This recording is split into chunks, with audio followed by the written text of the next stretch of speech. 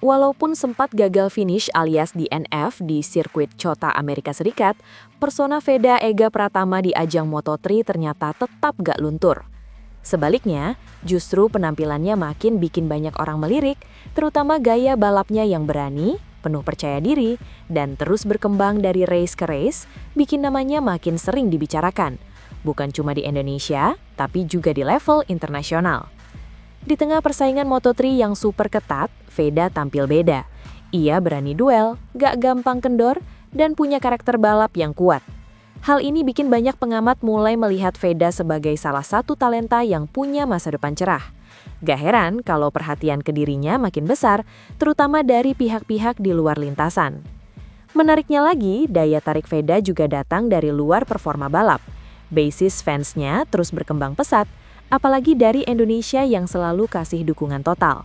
Nah, seiring popularitas yang terus naik, kabar soal brand-brand raksasa yang mulai mendekati pun makin santar terdengar. Yang lebih membanggakan lagi, Veda terus mencatat sejarah sebagai salah satu rider Indonesia yang mampu bersaing di level dunia. Lantas sponsor besar dari brand mana yang masuk? Dan apa alasannya sebenarnya mereka ngotot hingga nekat mengontrak seorang rookie? Berikut ulasan selengkapnya. Memasuki seri berikutnya, vibes-nya mulai terasa beda.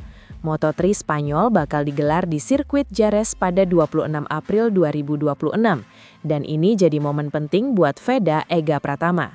Setelah kejadian crash di COTA Amerika kemarin, semua mata sekarang langsung tertuju ke Jerez. Banyak yang penasaran, gimana respon Veda? Apakah dia bisa langsung bangkit atau butuh waktu buat balik ke performa terbaiknya? Tapi justru di kondisi seperti ini, mental seorang pembalap benar-benar diuji. Veda lagi ada di fase itu sekarang. Dan kalau melihat track recordnya, banyak yang yakin dia punya kapasitas buat bangkit lebih kuat. Menariknya, Jerez itu bukan tempat asing buat Veda. Dalam 2 tahun terakhir, dia sudah 6 kali balapan di sini. Nah, yang bikin cerita ini makin menarik, sebelum menuju ke Jerez, sekarang muncul kabar yang cukup bikin heboh. Di tengah performa yang lagi naik turun, Veda justru dikabarkan dilirik sponsor besar. Ini langsung jadi bahan omongan di kalangan fans dan pedok. Ceritanya bermula dari obrolan santai di sebuah podcast.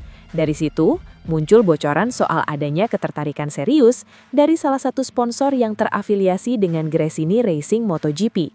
Yang bikin makin panas, owner dari brand tersebut dikabarkan turun langsung buat minta kontak Veda. Ini jelas sinyal kuat, kalau sudah level owner yang bergerak biasanya ada niat besar di baliknya. Dari situ prosesnya mulai jalan. Kontak penting seperti keluarga dan manajemen Veda mulai dihubungi, jalur komunikasi terbuka, dan semuanya seperti mengarah ke potensi kerjasama. Bahkan ada spekulasi kalau pengumuman sponsor baru ini bisa dilakukan saat seri Jerez nanti. Kalau benar terjadi, ini bakal jadi langkah besar dalam karir Veda. Dari yang awalnya cuma dikenal sebagai rider muda potensial, sekarang mulai masuk ke level yang punya daya tarik komersial tinggi. Ini bukan hal kecil, karena sponsor besar biasanya sangat selektif dalam memilih atlet.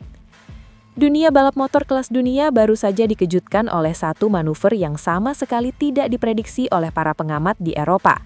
Bayangkan saja, di tengah kepungan talenta muda berbakat dari akademi-akademi balap ternama Spanyol dan Italia, seorang wanita tangguh di balik kemudi Gresini Racing, Nadia Padovani justru mengarahkan radar tajamnya ke arah timur, ke arah Indonesia. Ini bukan sekedar rumor yang lewat di media sosial, melainkan sebuah pernyataan perang terhadap status quo. Mengapa seorang pemimpin sekelas Gresini yang mengelola motor juara dunia rela mengalokasikan sumber daya besarnya demi seorang remaja dari Gunung Kidul? Veda Ega Pratama bukan lagi sekedar nama, dia adalah fenomena. Dan ketika Nadia Padovani melangkah keluar dari kantornya di Faenza dengan sebuah dokumen kontrak, publik pedok tahu bahwa sesuatu yang besar sedang terjadi. Ini adalah langkah yang dianggap nekat, gila, bahkan beresiko tinggi oleh media-media Spanyol. Namun bagi Nadia, ini adalah visi.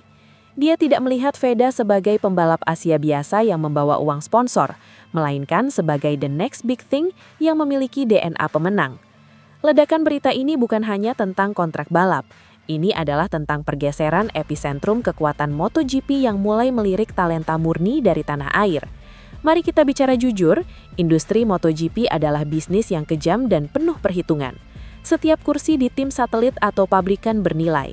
Jadi ketika berita tentang ketertarikan serius Gresini terhadap Veda Ega Pratama bocor ke publik, banyak yang mengkerjitkan dahi. Apakah ini murni strategi pemasaran untuk memikat hati jutaan fans di Indonesia? Ataukah ada sesuatu yang lebih dalam secara teknis? Nadia Padovani bukan orang baru yang mudah tertipu oleh hype sesaat. Dia adalah sosok yang menjaga warisan mendiang Fausto Gresini dengan tangan besi dan hati yang jernih. Nadia melihat apa yang orang lain abaikan. Di balik performa Veda di Asia Talent Cup yang mendominasi secara absolut, tersimpan metrik data yang luar biasa.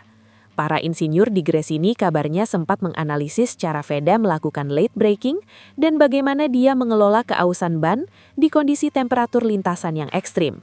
Hasilnya mencengangkan. Gaya balap Veda dianggap sangat kompatibel dengan karakteristik motor-motor Eropa yang memerlukan keberanian tinggi di tikungan cepat. Inilah alasan mengapa kata nekat sering disematkan pada kontrak ini.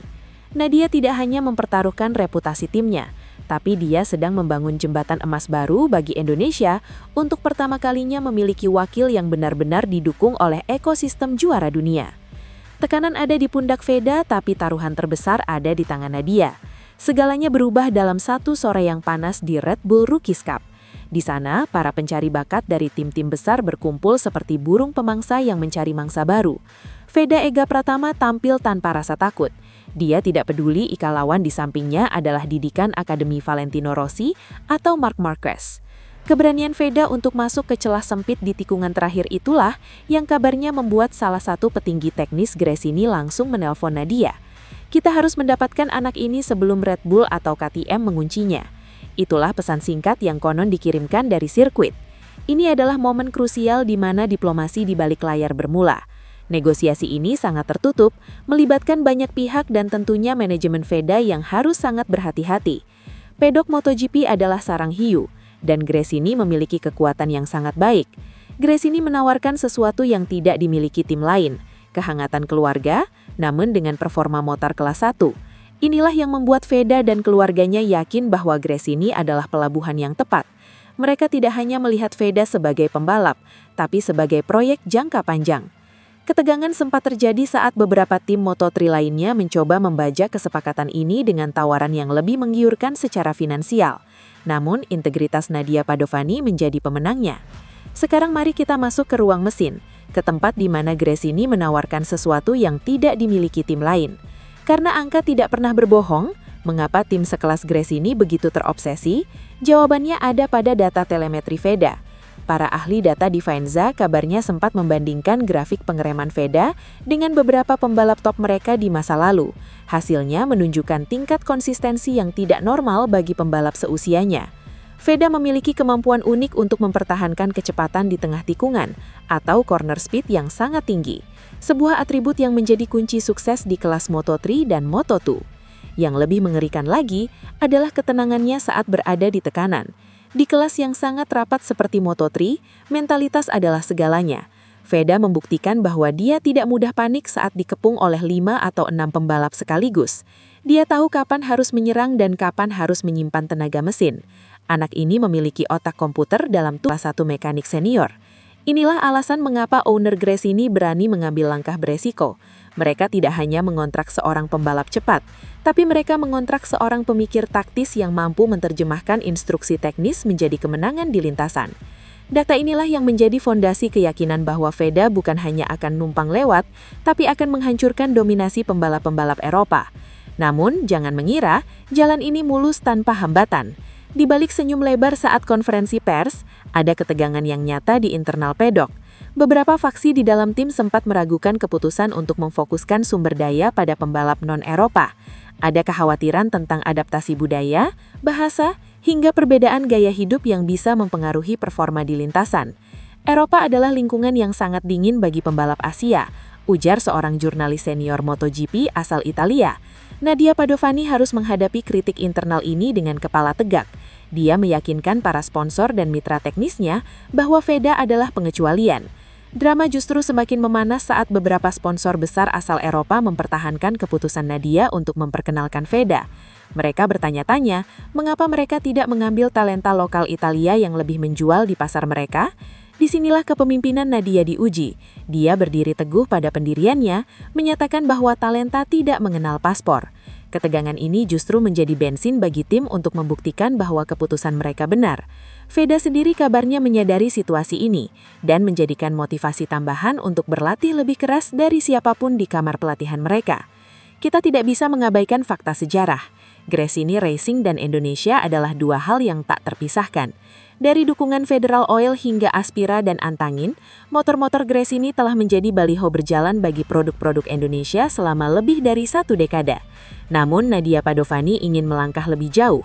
Dia tidak ingin Indonesia hanya menjadi donatur finansial. Dia ingin Indonesia menjadi bagian dari sejarah di atas podium. Mengontrak Veda Ega Pratama adalah pernyataan emosional bahwa hubungan ini telah mencapai level baru, level kemitraan bakat.